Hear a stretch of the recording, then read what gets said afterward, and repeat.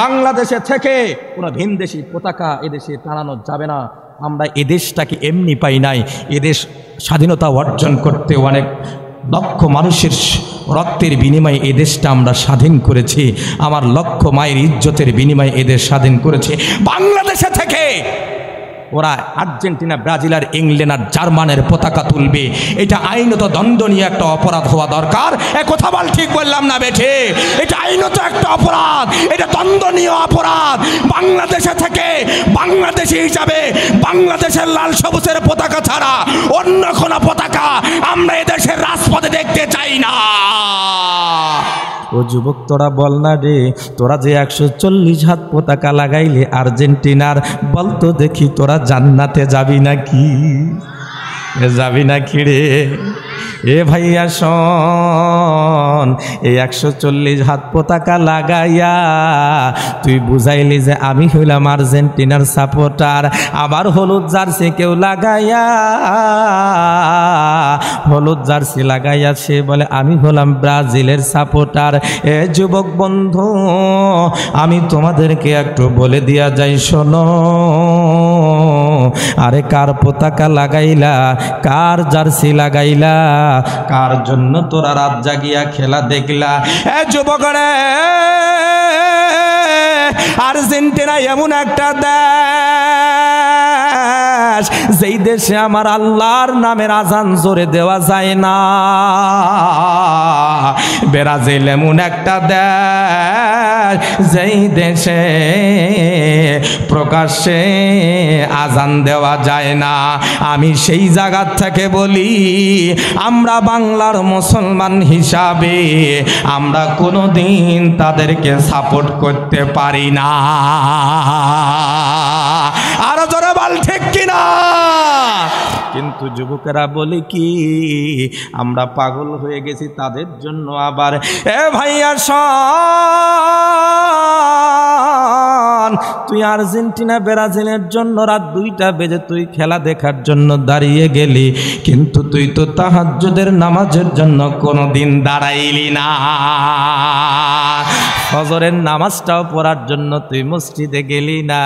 ওই যে বেচারা হাজি হজ করে আসছে, উনি শুধু বিপদে পড়ে গেছে। এই বেচারা চেয়ারম্যান সাহেব, উনিও নামাজ পড়লে উনিও বিপদে পড়ে গেছে। এ ভাইয়া রে, হাজি বলে যদি আমি মসজিদে না যাই,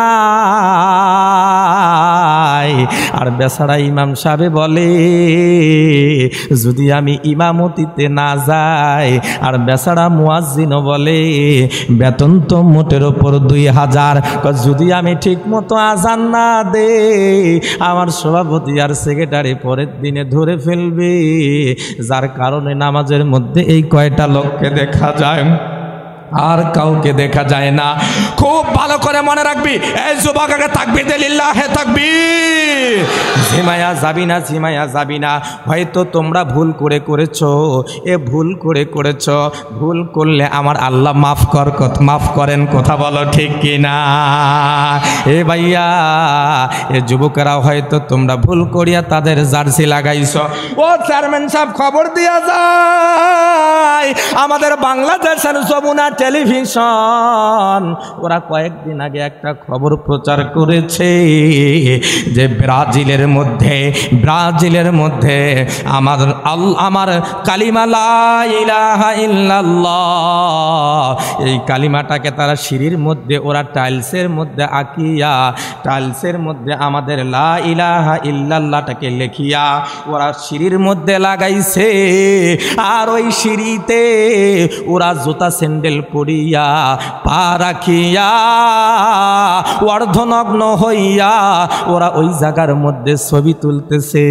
এ যুবক, তুই যার পতাকা নিয়ে তুই দাঁড়াইস রাস্তায় রাস্তায়, ওরা আমার কালিমাকে লাথি মারে। যারা আমার কালিমাকে লাথি মারে গো, আমরা কোনোদিন তাদের ভক্ত হতে পারি না। আমার ভাইরা, এই যুবকরা যারা আমাদেরকে প্রকাশ্যে আজান জোরে দিতে দেয় না, আমরা কোনোদিন তাদের সাপোর্টার হতে পারি না। আমরা মুসলমান হিসাবে, ও চেয়ারম্যান সাহেব, আপনাকে দাবি জানায়া যায়, বাংলাদেশের সব কিছুর আইন আছে, কিন্তু আরেকটা আইন নতুন করে সংযোজন করা দরকার।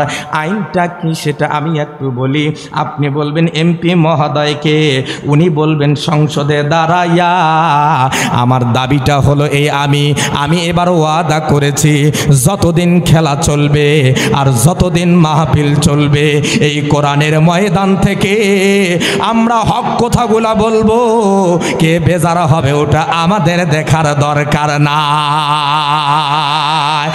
যুবকরা কি দাবি জানাই, যে বাংলাদেশের আলো বাতাস নিয়া, বাংলাদেশে থাকিয়া, বাংলাদেশের আলো বাতাস ভক্ষণ করিয়া কোনো ভিনদেশি পতাকা টানানো যাবে না। জোরে বল, ঠিক বললাম না বেঠে? বাংলাদেশে থেকে কোনো ভিনদেশি পতাকা এদেশে টানানো যাবে না।